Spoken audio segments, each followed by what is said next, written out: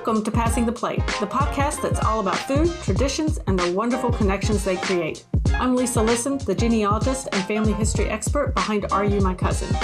And I'm Ashley Covelli, the food writer and recipe developer behind Big Flavors from a Tiny Kitchen. We'll be your guides on this flavor-packed adventure. We're not just talking about recipes. We're diving into family history, exploring new cultures, and preserving favorite recipes for future generations. In short, we're celebrating the stories and tastes that come with every bite. So grab a seat at the table and let's embark on a journey of flavor, tradition, and connection. This is Passing the Plate, where every episode is a feast for the senses and a celebration of the ties that nourish our souls.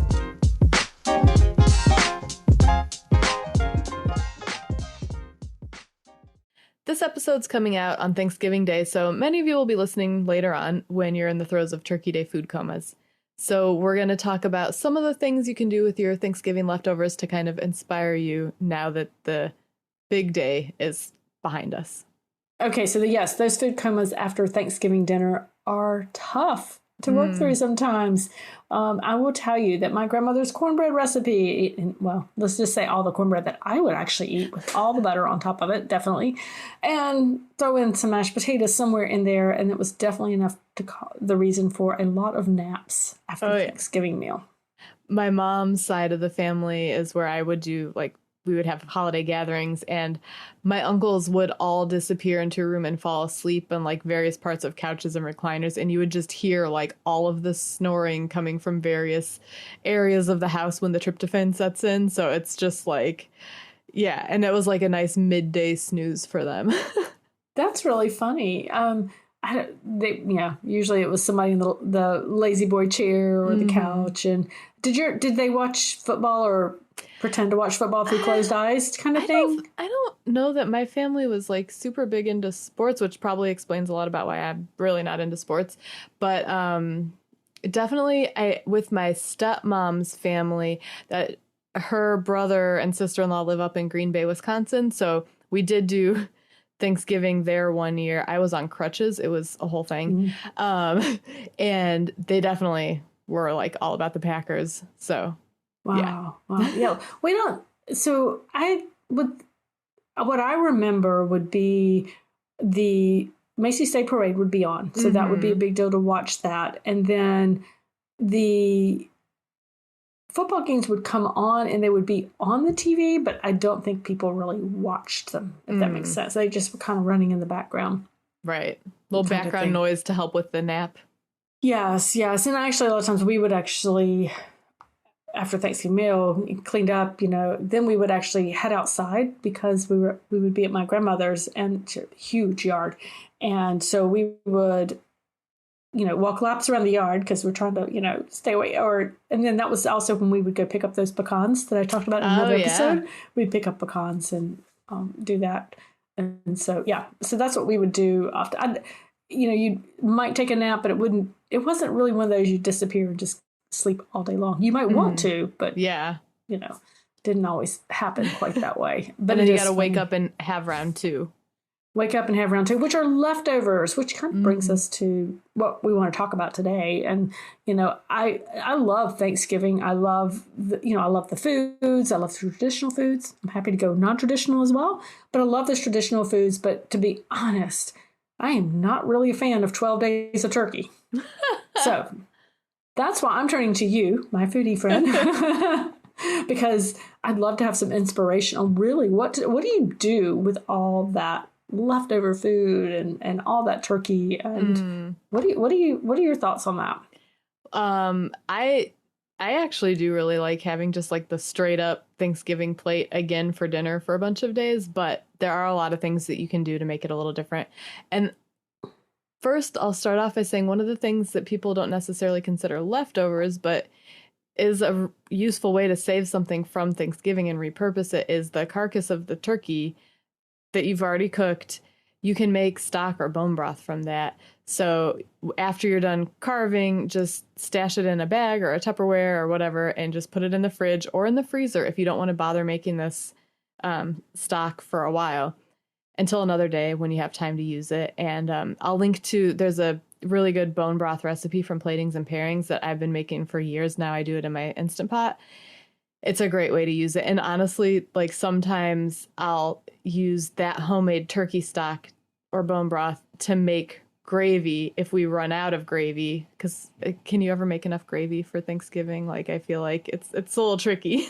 Okay, so I laugh because we're not a big gravy family, so we'll have some, but yeah, we don't ever have a problem with running out for some reason. Interesting. My father-in-law, he would do all the turkeys from scratch and everything. And then I remember like watching him one day open the cans of gravy, which is fine if that's what you use, but I'm like, have you ever made gravy? Because there's all this beautiful drippings from the turkey that you could use. And he never had done it. So it was nice because it was one of the few chances that I had to teach him something in the kitchen. So I showed him kind of from how I remember watching my grandpa do it. You know, it's really easy to do. You don't have to have turkey drippings, but if you do have them, it does add a little richness to it.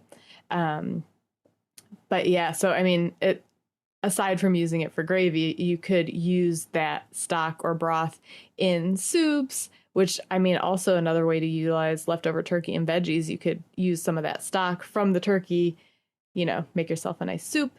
I do have a whole section I have a Thanksgiving Central post on my website that we'll link in the show notes that's all dedicated to leftovers. But first, Lisa, do you have any favorite ways to use up leftovers? I know you said you need some inspiration, but do you have ways that you've used in the past? So usually the night of, and maybe even into the next day, we'll have a leftover plate. So it's the same thing, which I do absolutely enjoy. Sometimes we'll make leftover sandwiches, turkey with sandwich. So a lot of times I'll freeze the turkey and then use it for a sandwich maybe another time. Turkey tetrazzini is another thing that we've made in the past. My kids liked that. I kind of moved away from that in later years. I don't know. I think just taste change with that. I know you mentioned making the broth. So both my mom, my grandmoms would make the turkey broth, or as you said, with the carcass. So that was definitely, I've not personally done it, but yeah, they would both definitely do that. But so that's kind of about really other than sandwiches and tetrazzini. That's about all I've got on that. Yeah. Well, so my mother-in-law, she does this on Thanksgiving, not with leftovers, but you could certainly do it with leftovers. She makes a soup with like store-bought tortellini. And so you got the broth and you've got the tortellini, and then she would always have my father-in-law either buy a turkey leg, buy one already cooked, or take some from the turkey, shred the meat and put it in. So you have the soup with the tortellini. It's kind of like a spin on chicken noodle soup. So tortellini and shredded turkey. So you could do that with some of your leftover meat. That's a nice way. And then the pasta kind of adds a little bulk to it. Let's see. We do sandwiches also. You could use some of the cranberry sauce. You could mix it with like some mayo to make like a cranberry. I know you're not a big mayo person, but you could make like a cranberry aioli type of spread. There's tons of casseroles out there. I'll link to one from the Lemon Bowl that I really like. I think it's kind of like a turkey noodle. I don't know if it's technically a tetrazzini, but a similar vibe to that.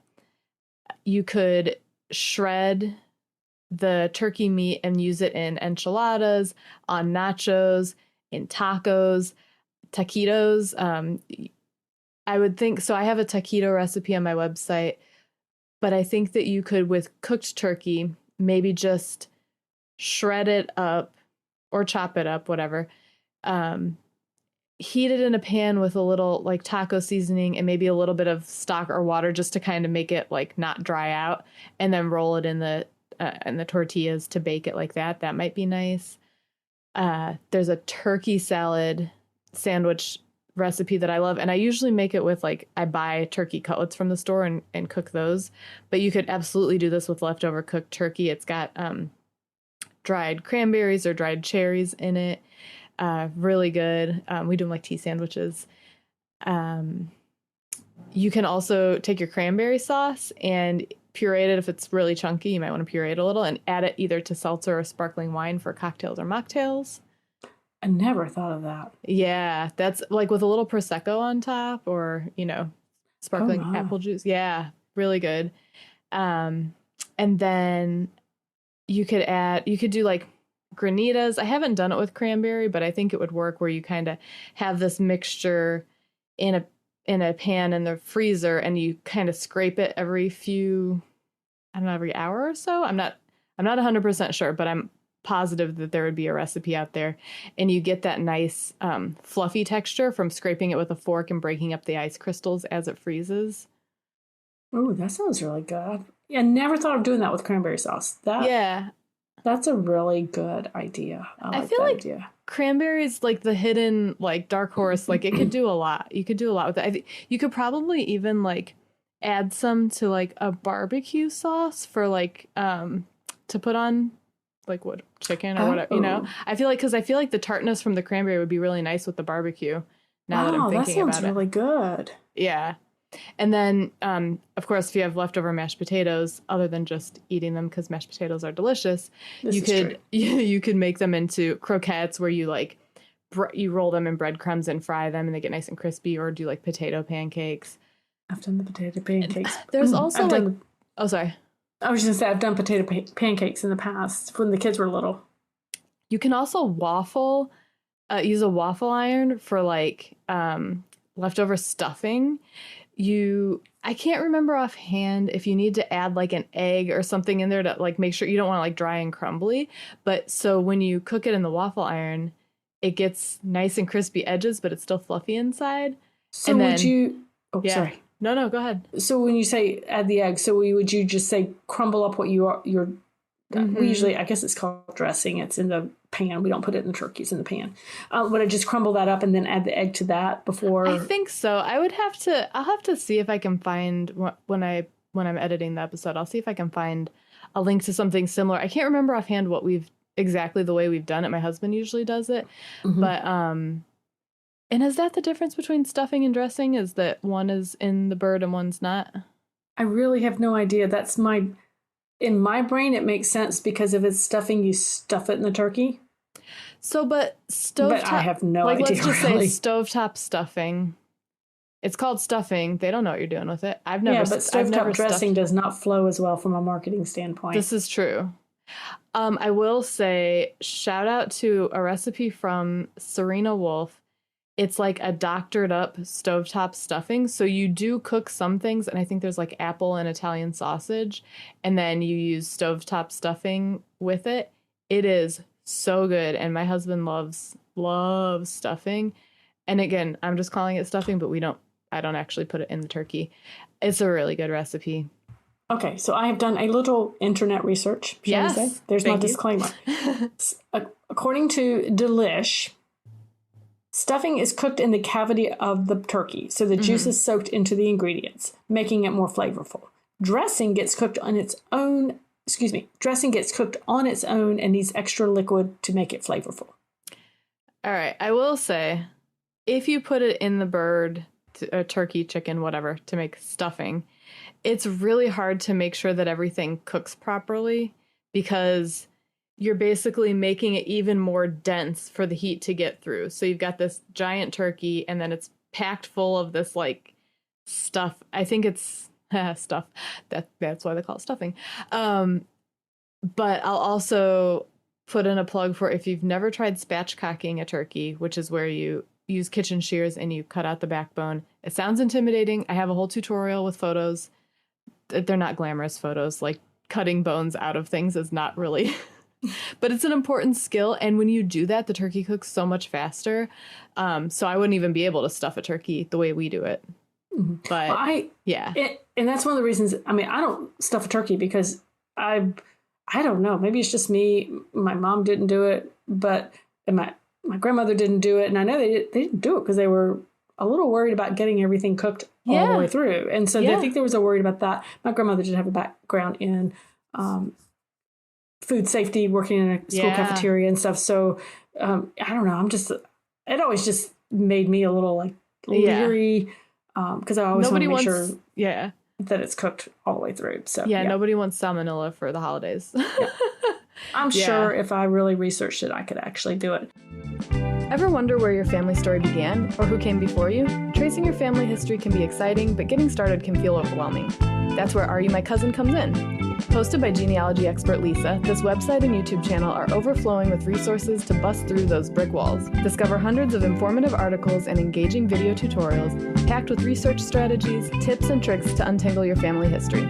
Whether you're a seasoned genealogist or just starting your journey, Are You My Cousin empowers you to uncover the fascinating stories of your ancestors. Visit lisalisten.com to explore the website and subscribe to the YouTube channel for fresh genealogy content every week. But I want to circle back real quick, Ashley, because one thing you said that I had not thought of is talked about using leftover turkey and shredding it in like enchiladas, and tacos, taquitos. So in my thinking, I'm thinking Thanksgiving dinner, traditional turkey, and I've got these very kind of more traditional ways to use it. Even if I put it in soups and get really right. or pot pie type thing, it just wouldn't occur to me that I'm really sitting there with cooked meat that I can then use in a Mexican a Mexican recipe. It just, for some reason in my brain, that's a big jump when it's really not a big jump in the kitchen. But it just thought, wow, I never thought to look at it from that direction. I think part of it, you can treat it the same way you would treat chicken. I feel like we see like roasting a whole turkey is a very much a holiday thing. So it's a special like next level thing, but it's really not. And you could do it at any time of the year. So you can treat it just like as if you meal prepped or you bought a rotisserie chicken from the store. You can you can use it for a shortcut for fajitas, like just do the peppers and onions and then throw the shredded meat in at the end. I will say the other, I don't think that I mentioned this. I do like you can make a full-size pot pie, but like little mini pot pies with puff pastry and a muffin tin is like a really fun and adorable way to use up the leftovers. I have a recipe for that on my website, and it would work. You could use turkey. If you had ham, you could certainly do that with ham, although I think ham works better than turkey in a like quiche situation, because a lot of times I would say, oh, you could do like a quiche, but I don't know. I've never had turkey in a quiche, I don't think. Or it's not frittata. A flavor profile I would have thought of, but I guess you could. We could try for science, but hey, we can do lots for science, right? And then while we're talking about kind of off the wall different ideas of ways to use leftovers, what about doing a potluck with friends where everybody brings their leftovers and then you share them so that you're trying Lisa's family's Thanksgiving side dishes that you might not have otherwise had access to, and you're not like inviting yourself over to their own family Thanksgiving, but you still get to try that. And then if you're sick of your mashed potatoes, maybe, somebody else's family, they didn't have mashed potatoes, but they had this great mushroom dish, or, it's just like that could be a fun way to enjoy the leftovers and help everybody finish up their stuff and hang out together, I think that is a fabulous way, I think that's a fabulous idea with that, because I think so many times you have your Thanksgiving, of course, then you have your Black Friday shopping, which sort of starts now, but so you have the shopping kinds of things, but if your family leaves and then you, like you said, you have a lot of leftovers, I think it's a great way to kind of extend that holiday feeling. And usually, at least I know in my part of the country, and I think from yours as well, it's a very nice time of year to be out and about doing things. So I love this idea of sharing those leftovers. In fact, I would actually cook with leftovers in mind for this, definitely. Yeah. Oh, I almost always cook with leftovers in mind, not just for holidays. I like helping future me with previous me's ideas of, grand ideas of cooking for the day, and then you just don't have to do it as much later. And then, again, you can freeze things. So we've talked about, this might have been in a different episode, but we were talking about prepping ahead and freezing things. You could also, freeze the things that you've cooked. So mashed potatoes freeze really well. Cranberry sauce freezes really well. Gravy freezes well. You were mentioning that you freeze turkey. I don't think I've ever done that, but that's super smart too. Yeah. Yeah. All right. Well, I hope you guys have been inspired to what to do with your leftovers. I know I have some brand new ideas. I'm prepared now. I'm prepared to detox on my turkey there. So, find the show notes for this episode at passingtheplate.org/46. That's a wrap on this episode of Passing the Plate. We hope you enjoyed our journey into the world of food, traditions, and the amazing connections they create. It's been a pleasure sharing these stories and flavors with you. Remember, food is more than just sustenance. It's a way to connect with our past, present, and future. So keep sharing your meals, keep passing those plates, and keep creating memories that will last a lifetime. Head to passingtheplate.org/podcast for show notes.